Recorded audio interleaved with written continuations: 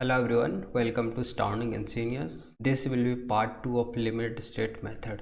इससे पहले पार्ट 1 में हमने देखा था लिमिट स्टेट मेथड क्या होता है, कैरेक्टरिस्टिक स्ट्रेंथ देखा था, कैरेक्टरिस्टिक लोड देखा था and limit state method of design कितने पार्ट में डिवाइडेड था। उसमें जो पहला पार्ट था लिमिट स्टेट ऑफ कोलैप्स था इन फ्रैक्चर। ओके, नाउ इस पे देखते हैं क्या क्या एजम्पशंस लिए गए हैं अकॉर्डिंग टू IS 456-2000। तो सबसे पहला एजम्पशन है plane section remains plane before and after bending. ना इसका मतलब क्या होता है, suppose we have a beam, इस पे अभी बेंडिंग नहीं लग रहा है। ओके, तो आफ्टर बेंडिंग क्या होगा, ये बीम कुछ ऐसा बेंड करेगा, इजंट इट, ये बीम ऐसा बेंड करेगा। तो इसमें एक प्लेन में ले रहा हूँ, ठीक है। बेंड होने के बाद ये प्लेन कुछ ऐसा दिखेगा, ठीक है। बेंड होने के बाद भी क्या होगा कि ये प्लेन सेक्शन, ये जो प्लेन सेक्शन है इट विल रिमेन प्लेन, इसका ये मतलब है, ठीक है। सेकंड एजम्पशन क्या बोल रहा है, स्ट्रेन प्रोफाइल रिमेन्स लीनियर, यानी इस केस में स्ट्रेन प्रोफाइल लीनियर था, यानी विदाउट लोडिंग में इवन आफ्टर बेंडिंग भी क्या होगा, स्ट्रेन प्रोफाइल क्या होगा, लीनियर होगा। तो यहाँ पे हम लोग देख पा रहे हैं कि सपोज ये पॉइंट यहाँ पे था और आफ्टर बेंडिंग ये पॉइंट कहाँ चला जा रहा है, यहाँ पे चला जा रहा है, ठीक है। तो ये जो प्रोफाइल बन रहा है ये क्या बन रहा है, लीनियर बन रहा है, ठीक है। Next assumption is that maximum compressive strain in extreme fibre in concrete as taken as 0.035। It means जो कॉन्क्रीट है उसमें मैक्सिमम स्ट्रेन कितना होगा, उसका वैल्यू लिया जाता है 0.0035। if we draw the strain curve it will look like this, or suppose this is our beam and at extreme fiber, यानी extreme fiber क्या होगा, कंक्रीट का यहाँ पे होगा, एक्सट्रीम फाइबर पे जो स्ट्रेन होगा वो होगा 0.0035।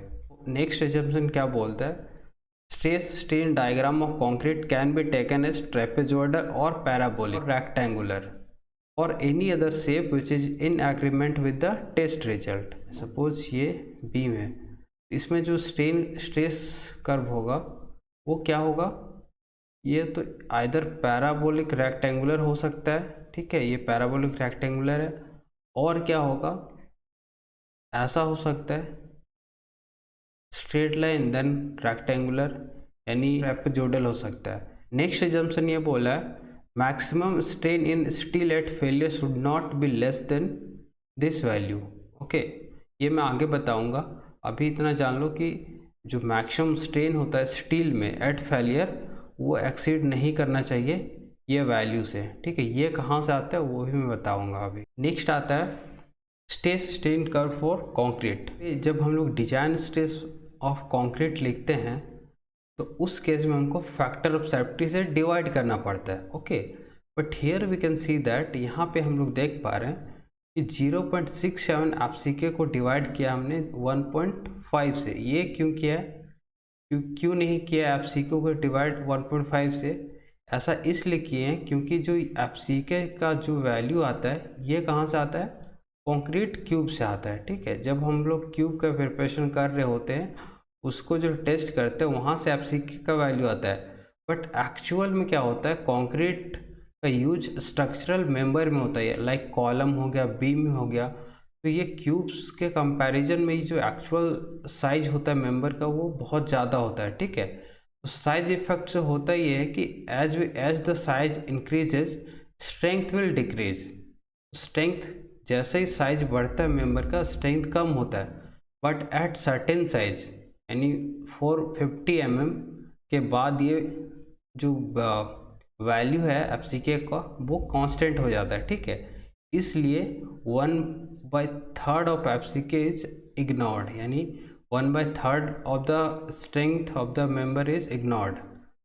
1/3 यदि हम हटा दें तो बस कितना बच रहा है, 2/3 FCK।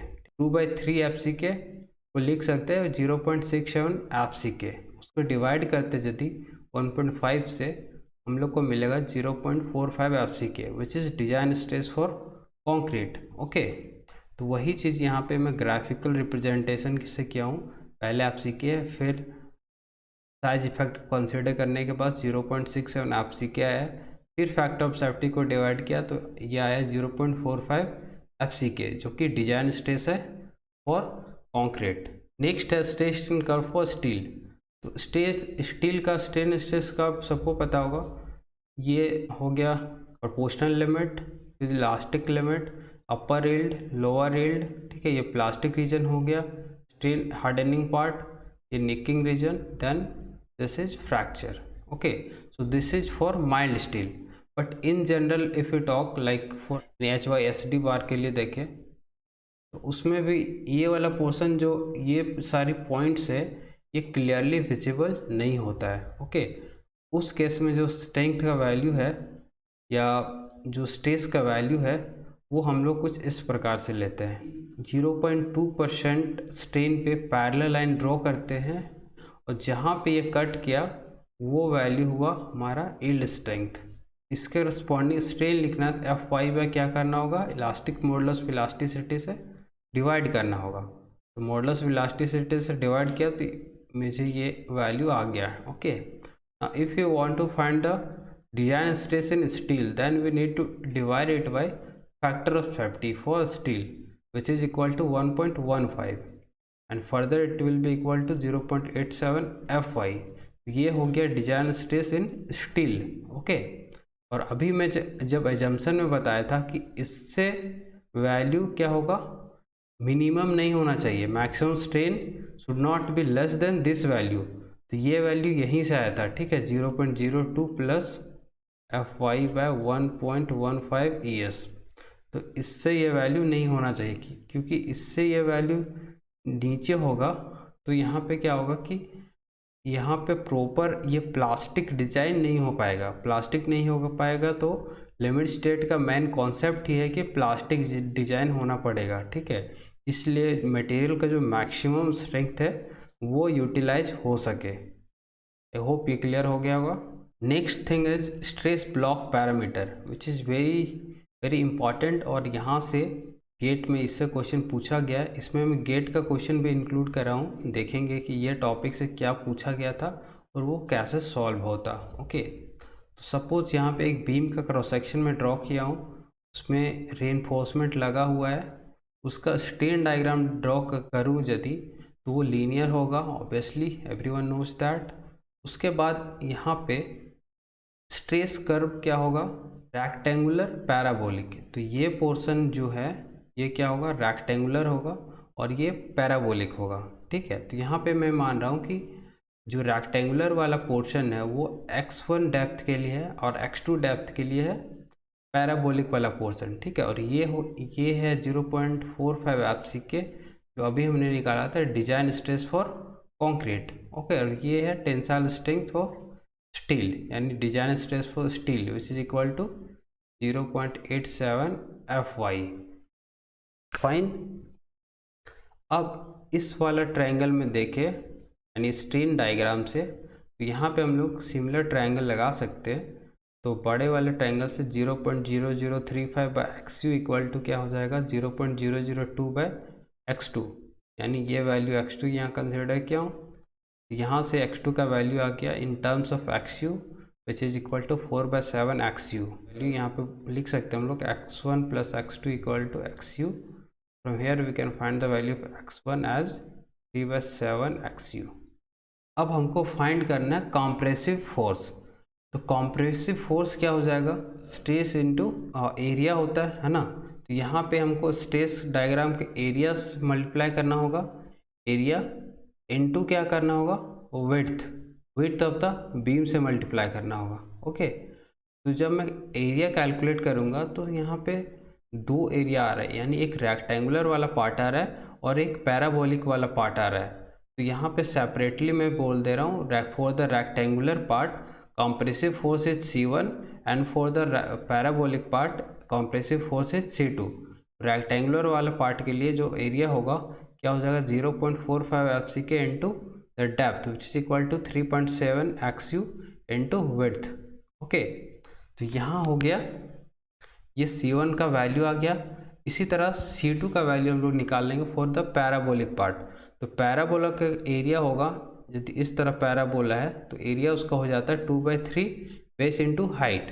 तो 2/3 हो गया ये, बेस क्या हो गया 4/7 XU, यानी x2 का वैल्यू इस केस में, और हाइट यहाँ पे क्या हो जाएगा 0.45 FCK। ओके, तो वेट से मल्टीप्लाई करेंगे तो ये क्या दे देगा compressive force for the parabolic part. From here we will calculate the total compressive force acting on the beam, यानी कॉम्प्रेसिव फोर्स जो लगता है वो न्यूट्रल एक्सिस के ऊपर में लग रहा होता है। ठीक है, तो ये सपोज ये न्यूट्रल एक्सिस है, इसके ऊपर में जो भी फोर्स लग रहा है वो कॉम्प्रेसिव फोर्स होगा। दोनों को यदि सम करें will get this value 0.364 XUB FCK। अब बात आती है कि लोकेशन है जो कॉम्प्रेसिव फोर्स का वो कहाँ पे होगा। तो फर्स्ट वाला जो पार्ट था यानी रेक्टेंगुलर वाला पार्ट था वो कहाँ पे होगा, ऑब्वियसली हाफ पे लगेगा। तो इसका जो वैल्यू है 3/7 XU है, ये टॉप से कितना पे हो जाएगा 3/14 XU। और इसका जो कोई भी पैराबोला है, इसका जो सेंट्रोइड का जो होता है लोकेशन, वो टॉप से क्या है कितना पे होता है 3/8 H होता है। तो इस केस में H का वैल्यू क्या है 4/7 XU। ओके, प्लस अगर हम टॉप से देखें इसका वैल्यू क्या हो जाएगा 3/7 XU, 3/7 XU plus 3/8 into 4/7 XU, ये आ जाएगा 9/14। क्लियर है, यहाँ पे हाफ नहीं होगा, 3/7 XU होगा। ठीक है, ये आ जाएगा 9/14। अब हमको कैलकुलेट करना है location of compression force from the top, यानी टोटल फोर्स आ रहा है कॉम्प्रेसिव फोर्स, उसका लोकेशन कहाँ पे लग रहा है फ्रॉम द एक्सट्रीम फाइबर। यानी तो टॉप फाइबर्स निकालने के लिए एक फार्मूला क्या होता है C1Z1/C2Z2/C1 + C2। ओके, तो इस पे यदि C1 का वैल्यू मिला हुआ है मुझे, C2 का भी मिला हुआ है, Z1 Z2 यहाँ से निकाल लिया है। ठीक है, दोनों को यदि पुट करें तो हमारा जो वैल्यू आएगा location of compression fibre from the extreme top, तो वो हो जाएगा 0.416 XU, which is approximately equal to 0.42 XU। अब बात करें टेंसाइल फोर्स में क्या होता है FST, यानी design force in steel into area of steel. Okay, design of steel, design stress in steel we have already calculated which is equal to 0.87 FY into area. Area को ST ही रहने देते, ये हो गया डिजाइन फोर्स या design tensile force. Okay, तो यहाँ पे इस केस में एट इक्विलिब्रियम क्या कर सकते हैं हम लोग, T करेंगे और यहाँ से न्यूट्रल एक्सिस का वैल्यू है वो कैलकुलेट कर लेंगे फ्रॉम द टॉप। ओके, अब बात आती है यहाँ पे जो लीवर आर्म है उसका वैल्यू कितना आएगा। देखो इस वाले फार्मूला से मैं बता रहा हूँ कि लीवर यहाँ पे सपोज ये हो रहा है, जो ओवरऑल कॉम्प्रेसिव फोर्स लग रहा है, suppose this is C। Lever arm क्या होता है, distance between the compressive force and tensile force, ये वाला डिस्टेंस होता है lever arm, this is lever arm. ये वैल्यू हमको कैलकुलेट करने के लिए जो टोटल डेप्थ है वो D है, उसमें से if you subtract this amount then will get the lever. Okay, तो लीवर आर्म का वैल्यू क्या है D माइनस 0.42 XU। तो ये हो गया पूरा calculation for stress block parameter. अब आता है limiting depth of neutral axis, कैसे हम लोग कैलकुलेट कर सकते हैं। ओके, सिंपल है, सपोज एक बीम है, इसको ड्रॉ किया हूँ, इसके लिए स्ट्रेन का डायग्राम ड्रॉ किया हूँ। ठीक है, स्ट्रेन प्रोफाइल, तो 0.035 ये कंक्रीट में स्ट्रेन ला रहा है, मैक्सिमम स्ट्रेन है स्टील में, वो कितना होना चाहिए, इससे ज़्यादा होना चाहिए 0.87 FY/ES प्लस 0.002, ये क्यों होना चाहिए हमने देखा था अभी कर्व से। ठीक है, इसको कुछ नहीं करना, सिमिलर ट्रायंगल यूज करना है। ठीक है, एक्चुअल लिमिटेड, इस केस में लिमिटिंग का केस में मैं बात कर रहा हूँ, लिमिटिंग का केस में एक्चुअल लिमिटेड बाई क्या कर सकते हैं हम लोग, इसका वैल्यू लिख सकते हैं, यानी वाला ट्रायंगल लगाना है एंड इस वाले ट्रायंगल में, दोनों में सिमिलर ट्रायंगल लगाना है। तो हम लोग देख सकते हैं कि ये जो वैल्यू आएगा यानी इसका जो डेप्थ आएगा this will be equal to D minus XU limited divided by क्या होगा, इस पे जो स्ट्रेन लग रहा है स्टील पे, का वैल्यू यहाँ पे लिखा हूँ। इसको if you solve then will get this value XU limited by D is equal to 700 divided by 0.87 FY plus 1100। Okay, अब यहाँ पे ये जो वैल्यू मिला है ये मिला है after putting the value of Young's modulus for steel. अब ये मिल गया तो FE 250 के लिए जो वैल्यू आएगा एक्चुअल लिमिटिंग बाय डी का वो 0.53 आएगा। FE 415 के लिए मिलेगा 0.48 and for FE 500 it will be 0.46। अब हमको निकालना पड़ेगा डेप्थ ऑफ न्यूट्रल एक्सिस। ठीक है, देखो अभी हमने सी का वैल्यू कैलकुलेट करा था 0.36 FCK BXU। Okay, and T का वैल्यू यानी टेंसाइल फोर्स का वैल्यू कैलकुलेट करा था 0.87 FY AST। कंप्रेसिव फोर्स कौन कैरी करता है? कंक्रीट कैरी करता है, टेंसाइल फोर्स कैरी करता है स्टील। तो ये दोनों को इक्विलिब्रियम में क्या होगा? इक्वल होगा। यहाँ से equal if we equate this will get the value of XU, यानी डेप्थ ऑफ न्यूट्रल एक्सिस का वैल्यू मिल जाएगा। ओके, और अभी हमने देखा था कि बैलेंस्ड बीम के लिए डेप्थ ऑफ न्यूट्रल एक्सिस यानी एक्चुअल लिमिटेड का वैल्यू इससे हमको मिल जा रहा है ये वाला फॉर्मूला से, depending on the grade of steel. ये दोनों वैल्यू मिल जाएगा, ये दोनों का हम लोग कंपैरिजन कर सकते हैं। ओके, कंपैरिजन करेंगे तो if XU is less than actual limited ऐसा यदि आ रहा है तो वो सेक्शन क्या बोलेंगे? उस सेक्शन को under reinforced section. If the value of XU is greater than actual limited then that section will be termed as over reinforced section, and if both are equal then the section will be called as balanced section।